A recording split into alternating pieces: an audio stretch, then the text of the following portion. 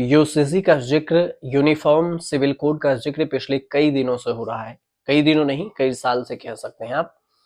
इस बीच में आपने ये खबर सुनी होगी और हमने आपके लिए भी बनाया था कि उत्तराखंड में यूसीसी लागू हो गया और उत्तराखंड पहला राज्य बना जहां यूसीसी लागू हुआ। और आजाद भारत से पहले की अगर बात करें तो गोवा में तो पहले से लागू था, लेकिन इन दिनों अगर देखें तो यूसीसी लागू करने वाले जो ड्राफ्ट तैयार हुए उसके बाद उत्तराखंड सबसे पहला राज्य बना। लेकिन अब उत्तराखंड के अलावे दूसरे राज्य भी इसके लिए ड्राफ्ट तैयार कर रहे हैं और इस राज्य में नंबर आया है अब गुजरात का।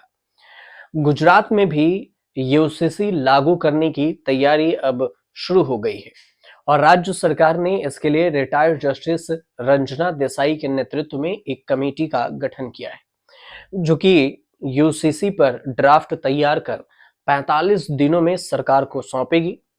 और उत्तराखंड में भी रंजना देसाई की टीम ने ही यूसीसी का ड्राफ्ट पूरा तैयार किया था।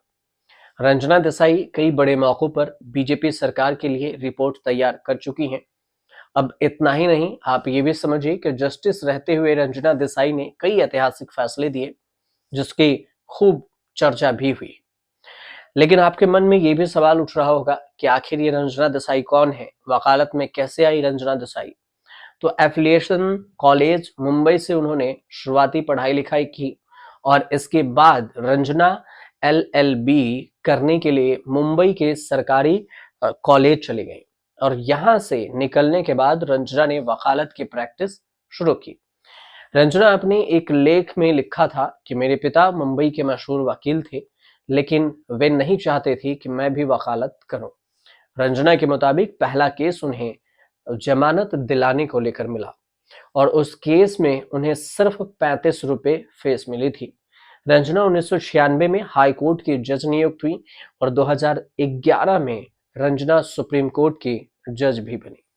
जज रहते हुए रंजना देसाई ने कई अहम फैसले लिए। 2011 में सुप्रीम कोर्ट की जज नियुक्त होने के बाद रंजना देसाई को उस बेंच का भी हिस्सा बनाया गया जो कि सर्वोच्च अदालत में सुप्रीम कोर्ट में अजमल कसाब मामले पर सुनवाई कर रही थी।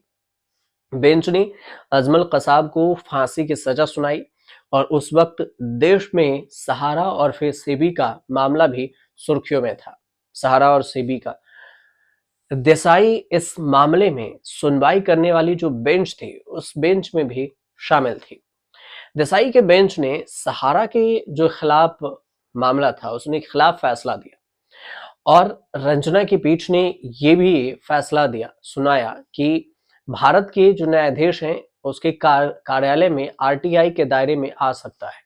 मतलब जज भी आरटीआई के दायरे में जो उनके कार्यालय है वो आएगा। इतना ही नहीं, रंजना देसाई ने अपने एक अहम फैसले में यह भी कहा था कि अगर दोषी व्यक्ति को निर्णय लेने में देरी होती है तो उसे मृत्यु दंड की सजा नहीं दी जा सकती है। रंजना देसाई की बेंच ने नित्यानंद के पौरुष टेस्ट कराने का भी आदेश दिया था। नित्यानंद, इसके अलावा रंजना की ही बेंच ने अपने एक फैसले में यह भी कहा था कि किसी व्यक्ति को ज्यादा दिनों तक जेल में नहीं रखा जा सकता। 2012 में रंजना देसाई की बेंच ने 10 साल में हज सब्सिडी पूरी तरह खत्म करने का आदेश दिया था कि 10 साल के अंदर आप खत्म कर दीजिए हज में। उन्होंने हज सब्सिडी को खत्म करने को जायज भी ठहराया था। उसके बाद देखिए तो रिटायर्ड जज रंजना देसाई के जो अहम फैसले हैं उसमें रंजना देसाई 2014 में रिटायर हो गई और इसके बाद उन्हें कई कमेटी का जिम्मा भी सौंपा गया। इसमें से लोकपाल सर्च कमेटी भी है, परिसीमन आयोग भी है, प्रेस काउंसिल के प्रमुख भी हैं। रंजना देसाई को 2020 में जम्मू कश्मीर में परिसीमन का जिम्मा सौंपा गया था और जम्मू कश्मीर से अनुच्छेद 370 के बाद पहली बार घाटी में परिसीमन किया गया था। इसके अलावा देखें तो रंजना को असम और अरुणाचल के साथ भी मणिपुर में भी परिसीमन आयोग का जिम्मा सौंपा गया था। असम और कश्मीर परिसीमन को लेकर रंजना देसाई पर सवाल भी उठे। उन पर मुस्लिम बहुल इलाकों में भेदभाव का आरोप भी लगाया गया था। रंजना देसाई को इसके बाद लोकपाल सर्च कमेटी का चेयरमैन भी नियुक्त किया गया। इसके बाद उत्तराखंड सरकार ने जब यूसीसी का ऐलान किया तो इस ऐलान के फैसले का भी उनके पास ड्राफ्ट था और उन्हें ही ये जिम्मेदारी दी गई कि उत्तराखंड में ड्राफ्ट को तैयार करने की पूरी जिम्मेदारी रंजना देसाई के पास होगा। देसाई की अध्यक्षता वाली जो टीम थी, उसी टीम ने उत्तराखंड में यूसीसी का मसौदा तैयार किया, पूरा ड्राफ्ट तैयार किया और इस ड्राफ्ट में आदिवासियों को अलग से रियायत दी गई कि यूसीसी आदिवासी पर लागू नहीं होगा। उत्तराखंड पहला राज्य है जहां यूसीसी लागू करने का फैसला किया गया है।